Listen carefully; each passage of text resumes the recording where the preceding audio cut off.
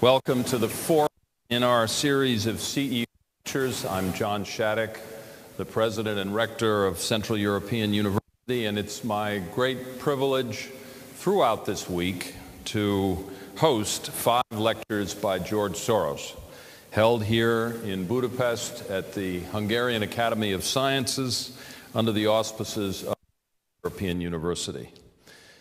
In his lecture today, Mr. Soros will build on the concept of open society that he outlined yesterday, and he will explore the conflict between capitalism and open society and between market values and social values. He will continue his challenge to market fundamentalism while presenting his ideas for protecting the public good. All the CEU lectures this week are being video conferenced to universities on several continents, creating an unprecedented global real-time audience of students. Today's lecture will include students from Fudan University in Shanghai, whom you will meet in a few moments, in addition to the invited guests and CEU students who are here in Budapest. Our moderator today is Mark Danner, an award-winning American journalist and commentator on foreign affairs, politics, and human rights. As he has in previous lectures, Mr. Soros will speak for approximately 50 minutes, following which Mr. Danner will offer his own brief commentary. Mr. Soros will then take questions, starting with 3 questions from Shanghai, from the students at Fudan University, and then further questions from all of you here in Budapest. Now, to deliver his 4th lecture, I'm delighted once again to introduce George Soros, whose extraordinary performance over the last 3 days provides the best possible introduction to what he will tell us this afternoon.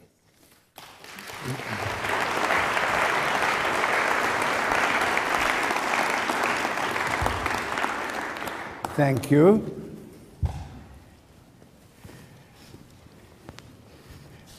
Today, I want to explore the conflict between capitalism and open society, market values, and social values.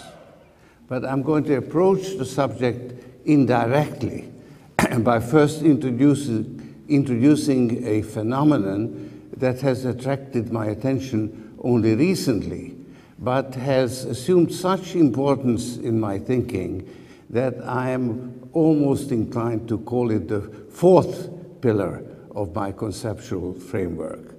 That phenomenon is the principal-agent problem. Agents are supposed to represent the interests of their principals, but in fact, they tend to put their own interests ahead of the interests of those whom they are supposed to represent. That's the agency problem. It's been extensively analyzed by economists, but they look at it exclusively in terms of contracts and incentives, and they largely disregard questions of ethics and values. Yet, if you leave the ethical consideration out, the problem becomes pretty well intractable. Values like honesty and integrity lose their grip on people's behavior, and people become increasingly motivated by economic incentives. By claiming to be value-free, market fundamentalism has actually undermined moral values. Markets are supposed to be guided by an invisible hand. That's what makes them so efficient. Participants need to exercise no moral judgments in reaching their buy and sell decisions because their actions are not supposed to have any visible effect on the market prices. In truth, the rules governing financial markets are decided by the visible hand of politicians. And in a representative democracy, politicians run into an agency problem. Thus, the agency problem poses grave difficulties both for representative democracy and the market economy, which can't be resolved without an appeal to moral principles. That's how the agency problem has gained such prominence in my thinking. First, I'll analyze the agency problem, and then I will deal with the conflict between capitalism and open society.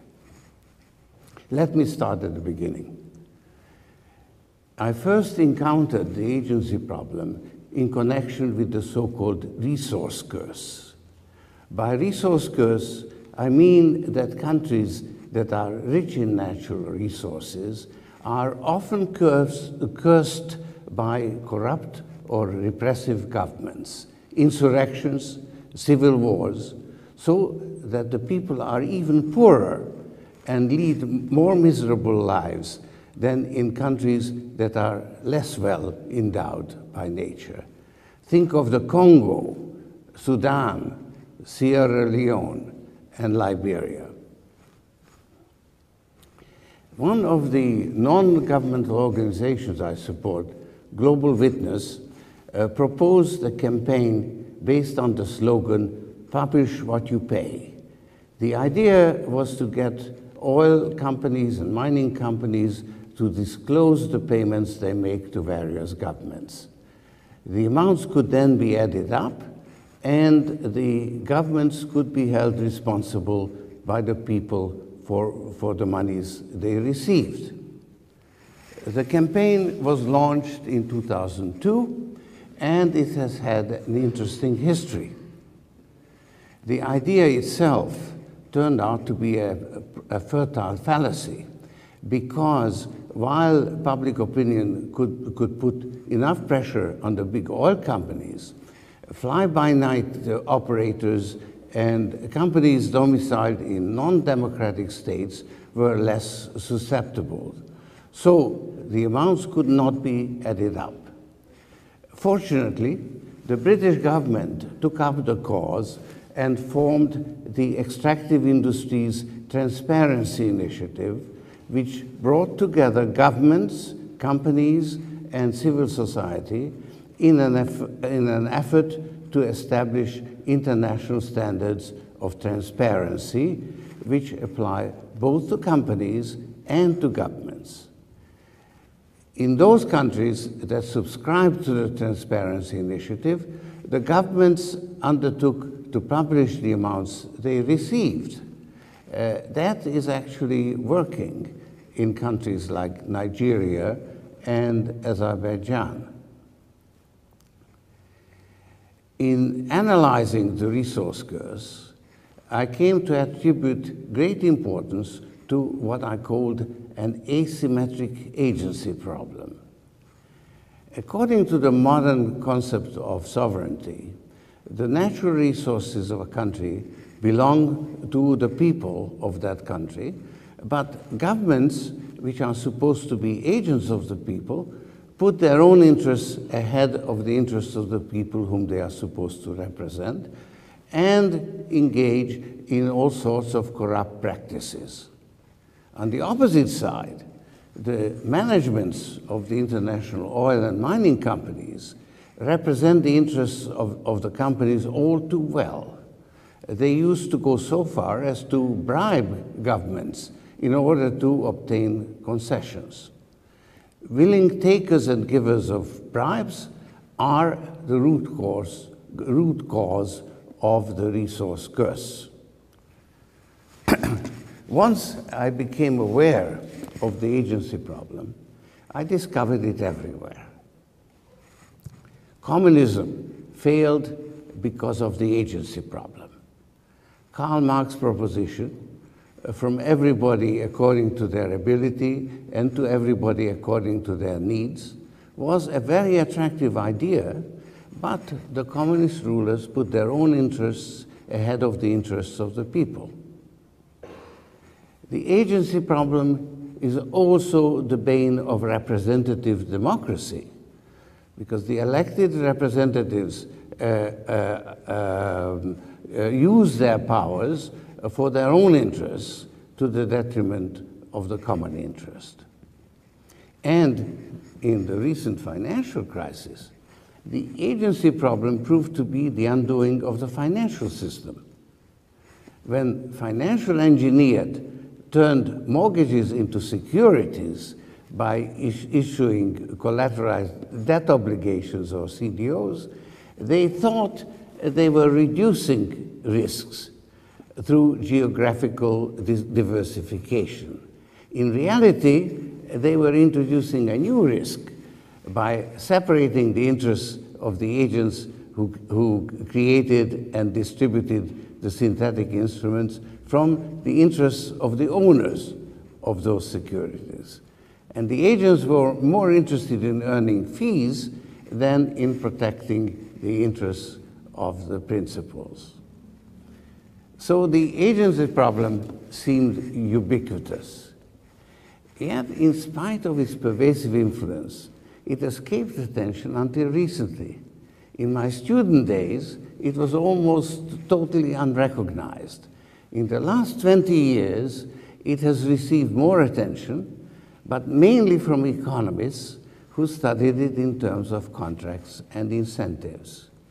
In reality, the agency problem is more of an ethical problem, and analyzing it in terms of contracts and incentives actually aggravated the ethical problem.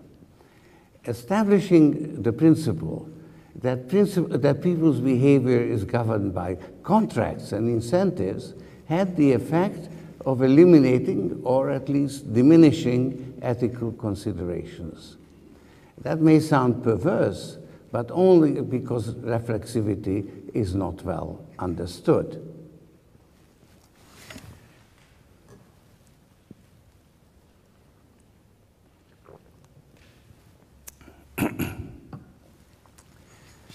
Values are less closely governed by an objective reality than cognitive notions. Therefore, they are more easily shaped by the theories that people adopt, and economic theory is a case in point. Markets are supposed to act as an invisible hand, bringing the demand and supply into balance. What makes the invisible hand so efficient is that there is no need to exercise moral judgment. All values can be expressed in terms of money, and money is fungible. Pecunia non olet. Money doesn't smell, the Romans used to say. But taking it for granted that all human behavior is guided by self-interest leaves no room for the exercise of moral judgment, and society can't exist without some ethical precepts. The behavior of market participants is guided by market values, and market values are quite different in character from the moral values that are supposed to guide the behavior of people as members of society. This opens up a whole range of questions which I have not been able to resolve concerning the conflict between market values and social values. The agency problem has provided me with some new insights. I was also inspired by a short monograph by Bruce R. Scott on the concept of capitalism. As a result, I may have something new to say. Indeed, I myself am shocked by some of the conclusions I have reached. Scott argues that capitalism has been misinterpreted by conflating it with the market mechanism. This is a distortion that Scott attributes mainly to Milton Friedman. I'm less specific and attribute it to market fundamentalism. Scott argues further that behind the invisible hand of the market lurks the visible hand of human agency, namely the political process which sets and administers the rules. This is where the agency problem comes into play. So does the conflict between market values and social values. The United States is a democratic, open society based on the freedom of the individual, protected by the rule of law as defined by the Constitution. At the same time, the American economy is based on the market mechanism which allows individuals to engage in free exchange without undue interference from arbitrary actions by governmental authority. The political and economic arrangements seem to fit together seamlessly. One could easily speak of an open society and a market economy in the same breath, and people, including me, often do. But appearances are deceptive. There is a deep-seated conflict between capitalism and open society, market values and social values. The conflict has been successfully covered up by the market fundamentalist ideology, which gained the upper hand in the 1980s during Ronald Reagan's presidency. The distinguishing feature of the market mechanism is that it is amoral. One person's dollar is worth exactly the same as another person's, irrespective of how she came to possess it. That's what makes markets so efficient. Participants needn't worry about moral considerations. In an efficient market, individual decisions affect market prices only marginally. If one person abstained from participating as either buyer or seller, someone else would take her place with only a marginal difference in the price. Therefore, individual market participants bear little responsibility for the outcome. But markets are suitable only for individual choices, not for social decisions. They allow individual participants to engage in free exchange, but they are not designed to exercise social choices, such as deciding the rules that should govern society, including how the market mechanism should function. That's the purview of politics. Extending the idea of a freestanding market, self-governing and self-correcting, to the political sphere is highly deceptive because it removes ethical considerations from politics, which can't properly function without them. In the United States, politics takes the form of representative democracy. People elect representatives who operate the levers of power. They are agents who are supposed to represent the interests of the people. In reality, they tend to put their own interests ahead of the interests of the people. Getting elected is expensive, and representatives are beholden to their supporters. Those who don't play the game, don't get elected. That's how money pollutes politics, and special interests trump the public interest. The agency problem in the American political system is not new. It's inherent in a representative democracy. The right to petition elected representatives was written into the Constitution. Yet, the agency problem seems to be much more severe today than it was even as recently as my arrival in the United States in 1956. Why? There are several objective historical developments which may be held partly responsible, notably the development of sophisticated methods of manipulating public opinion and the growth of special interests. But the main culprit is a decline in public morality fostered by the rise of market fundamentalism. I'd like to think that at the time of the founding of the Republic, citizens were genuinely guided by a sense of civic virtue. Fortunately, the founding fathers didn't put much faith in that and built the Constitution on the division of powers. They created checks and balances between competing interests. That's why the Constitution holds up so well in spite of the decline in morality. Even when I first arrived in 1956, people professed to be guided by intrinsic values like honesty and integrity. It may have been hypocritical with all kinds of vices clandestinely practiced, but still, it was very different from today's public life, where the blatant pursuit of self-interest is openly admitted and people are admired for being successful, irrespective of how they achieved it. I don't want to be misunderstood. Painting too rosy a picture of the past is characteristic of people of a certain age. And I don't want to fall into such an obvious trap. I don't claim that politicians were more honest and society more just in 1956. America has made great progress since then in transparency, accountability, and social equality.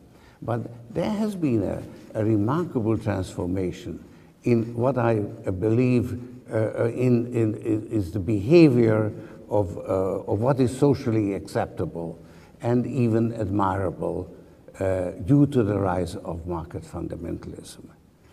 I describe it as a decline in public morality in a very special sense by contrasting it with the amorality of market values. I define market fundamentalism as the undue extension of market values to other spheres of social life, notably politics. Economic theory claims that in conditions of general equilibrium, the invisible hand assures the optimum allocation of resources.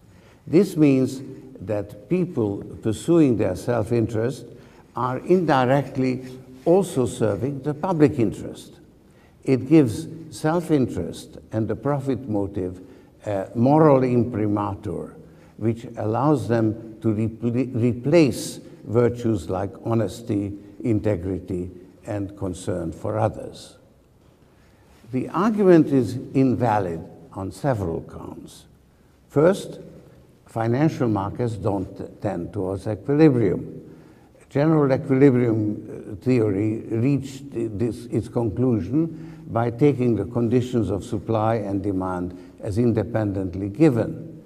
The invisible hand of the market then brings supply and demand into equilibrium. This approach ignores the reflexive feedback loops between market prices and the underlying conditions of supply and demand. It also ignores the visible hand of the political process, which lies hidden behind the market mechanism. Second, the general equilibrium theory takes the initial allocation of resources as given. This rules out any consideration of social justice. Most importantly, the theory assumes that people know what their self-interest is and how best to pursue it. In reality, there is a significant gap between what people think and what the facts are. Nevertheless, market fundamentalism has emerged triumphant. How could that happen?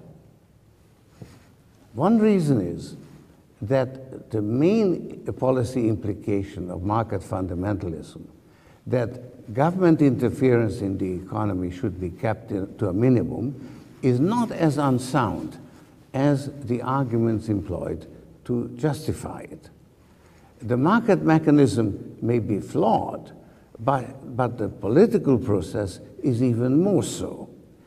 Participants in the political process are even more fallible than market participants because politics revolve around social values, whereas markets take the participants' values as given.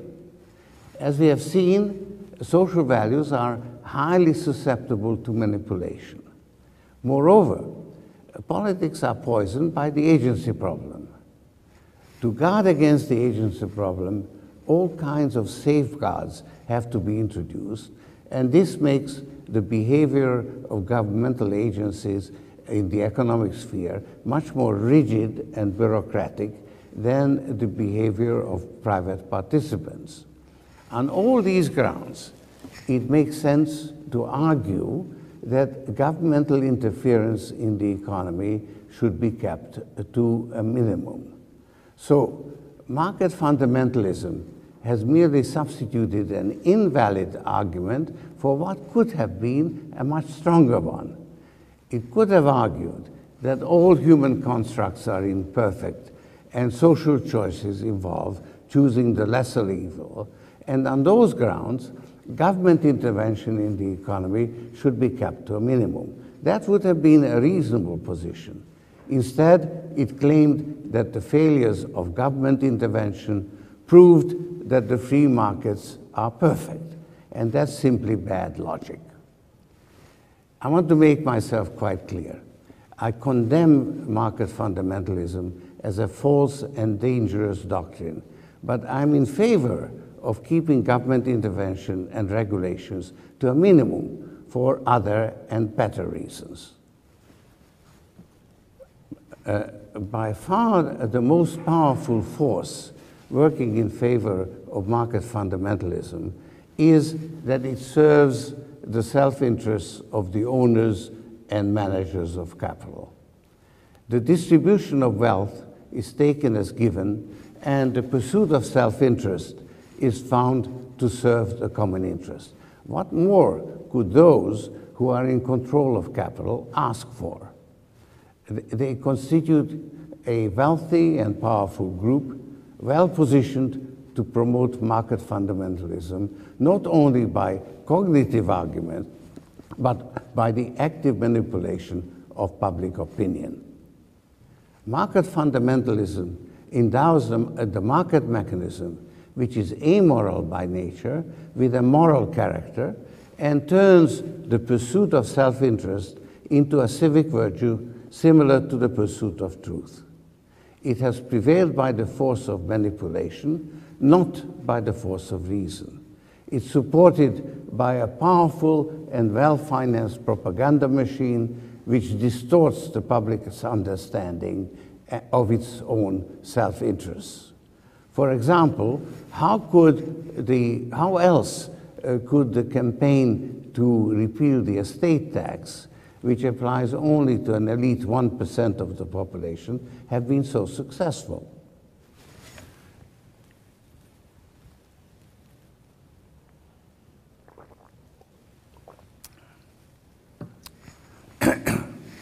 There are, of course, competing forces in the political arena that use similar methods of manipulation, but they tend to be less well financed because they can't draw on the self-interest of the wealthiest and most powerful segment of the population. That's how market fundamentalism has emerged triumphant in the last 25 years.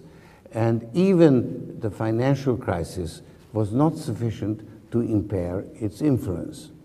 This was demonstrated by President Obama's decision to avoid recapitalizing the banks in a way that would have given the government majority control. Market fundamentalism should not be conflated with the efficient market hypothesis. You can be an economist working on that hypothesis or with that hypothesis without being a market fundamentalist.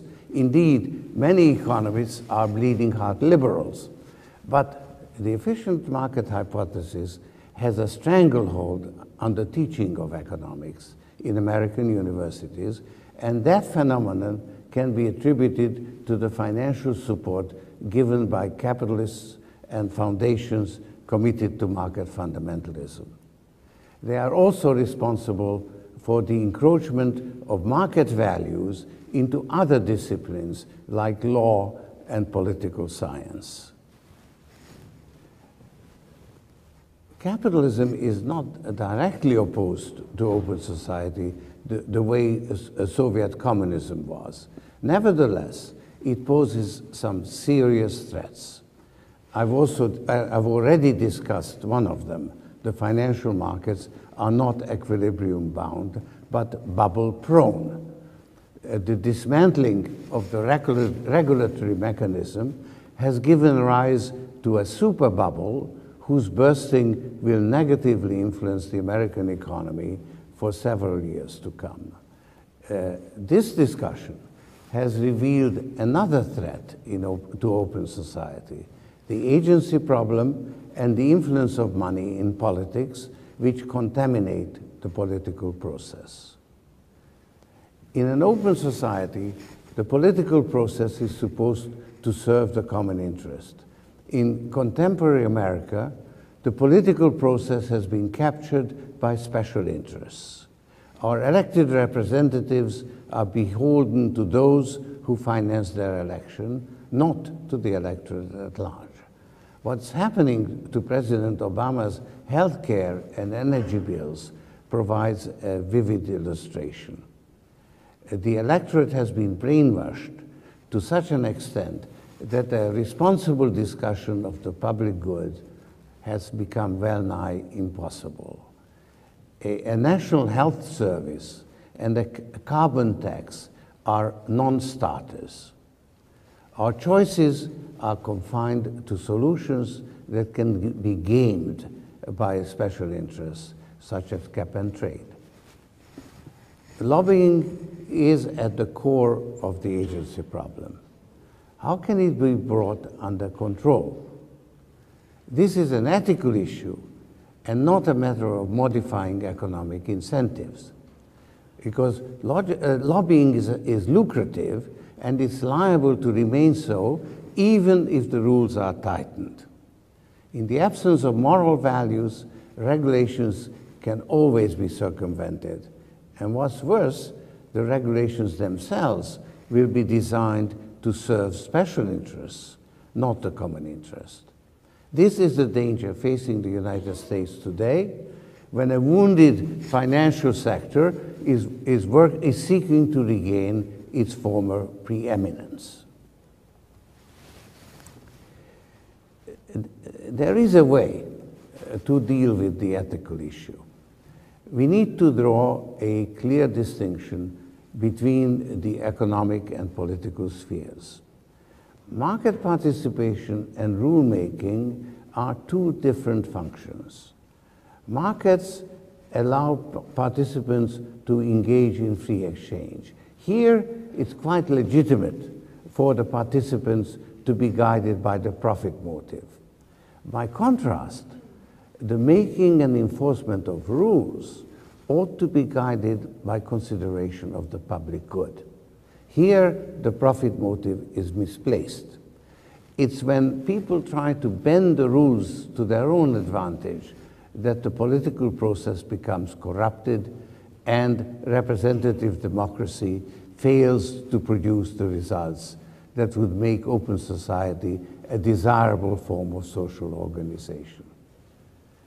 It should be emphasized that this argument directly contradicts the currently fashionable market fundamentalist attitude, which speaks of a political marketplace. How could the political process be improved in an open society? I propose a rather simple rule.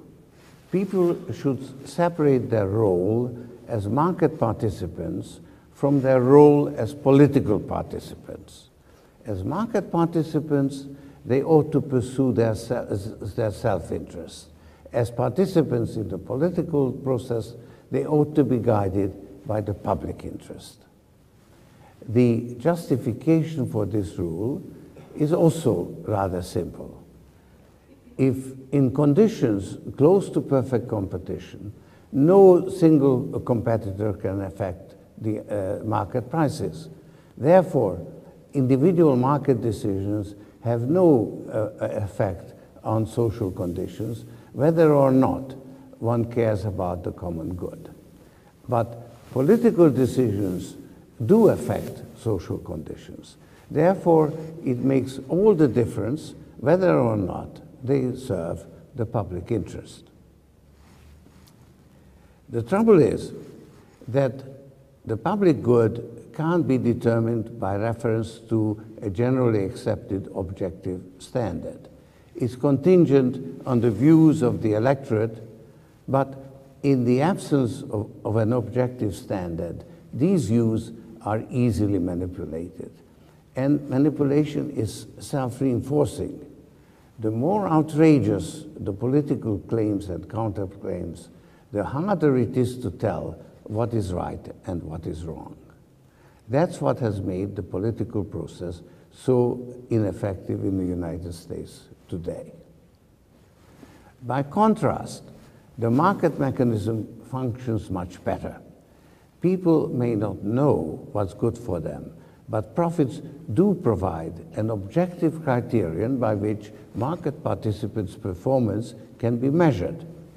No wonder that the profit motive has gained such prominence among the values that guide people's behavior.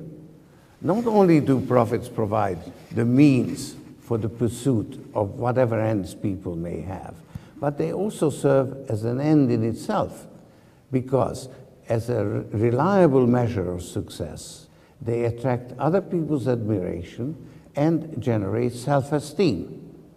Indeed, many successful business people feel much more secure in making money than in using their wealth. The spread of market values has brought immense economic benefits in the course of history. Looking back, Christianity used to treat the pursuit of profit as sinful. This hampered economic development.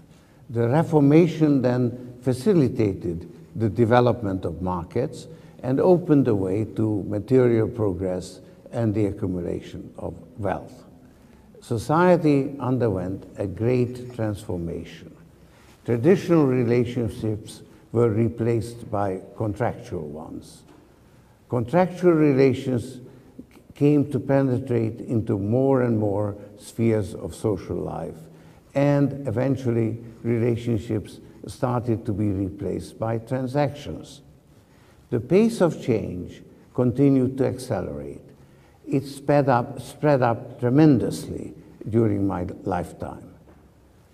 The difference between my childhood in Hungary and my adult life in America is quite dramatic. So were the changes that occurred in America between my arrival in 1956 and the present day. When I first came to America, I was struck by how much further market values had penetrated into society than in my native Hungary, or even England, where traditional values and class distinctions still prevailed. Since then, both England and America underwent a further transformation. The professions like medicine and law became businesses. In my view, this has had a destabilizing effect on society, just as market fundamentalism has had a destabilizing effect on financial markets. Now, exactly what level of stability is socially desirable is, of course, a matter of opinion. What is the proper role of the profit motive in the professions, such as law and medicine, and the media, is similarly open to debate.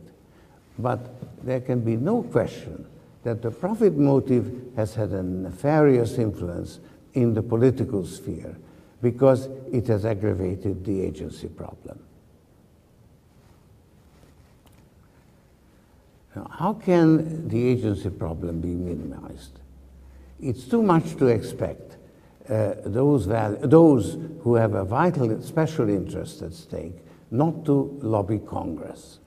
The tobacco industry is bound to oppose legislation against cigarettes, and the insurance industry will be against a single-payer healthcare system.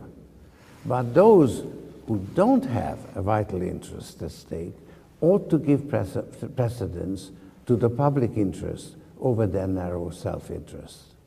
They needn't be bothered by the so-called free rider problem, namely that others who act more selfishly would also benefit from their unselfish behavior, because the objective of the exercise is to benefit the public.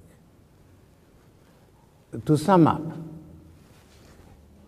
yesterday I argued that the cognitive function ought to be given precedence over the manipulative function. Today I argue that while the profit motive is perfectly justified within the existing rules, when it comes to making the rules, the public interest ought to be given precedence over personal interests. I firmly believe that if a minority of the electorate met those two requirements, representative democracy would function better. Now, I realize that this is perhaps a politically incorrect, elitist point of view, because I attribute great importance to an elite that is devoted to the pursuit of truth and devoted to the public interest. But I firmly believe that that is what we need for an open society to flourish and actually even to survive. Now, I'd like to end on a personal note. I have practiced what I preach. As a hedge fund manager, I have played by the rules and tried to maximize my profits. As a citizen, I try to improve the rules, even if the reforms go against my personal interests. For instance, I support the regulation of hedge funds, along with other financial institutions. I firmly believe that if more people followed this precept, our political system would function much better. I also believe that foundations like mine can play an important role exactly because so few people follow that precept. In the Open Society Institute, we have made it our business to protect the public interest against the encroachments of private interests. We are also supporting civil society in holding governments accountable. I would describe these endeavors as political philanthropy, and I believe that it can make a greater contribution to make the world a better place than more conventional philanthropy, because fewer people are engaged in it. I'm in a privileged position.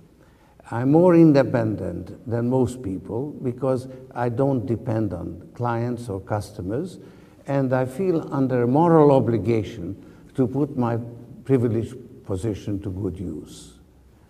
I'm, of course, greatly outgunned by special interests, but at least I have the satisfaction that my money has greater scarcity value.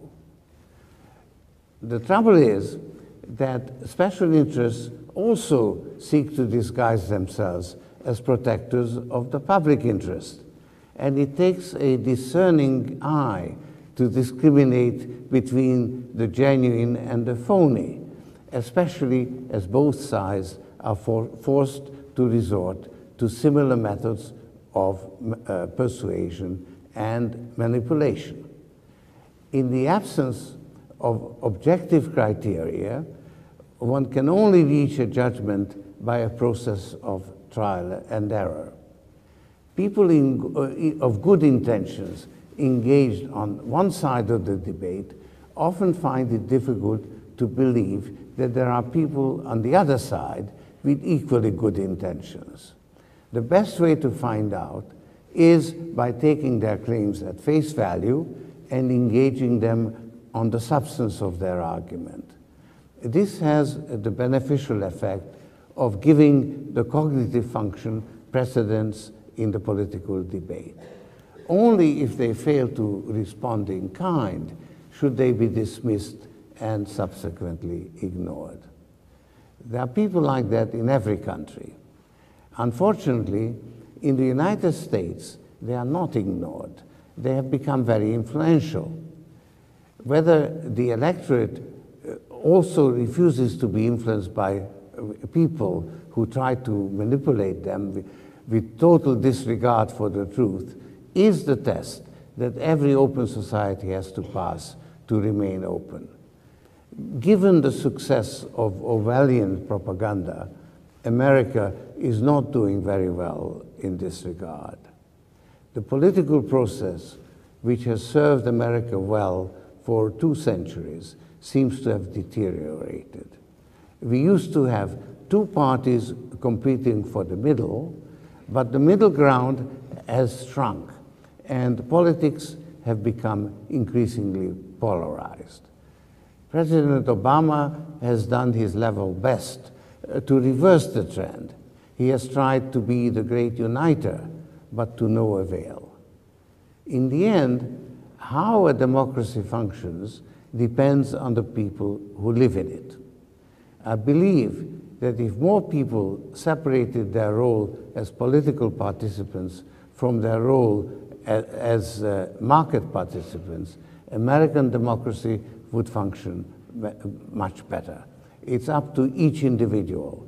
That's what I have done, and even a small minority could be helpful in rebuilding the vanishing middle ground.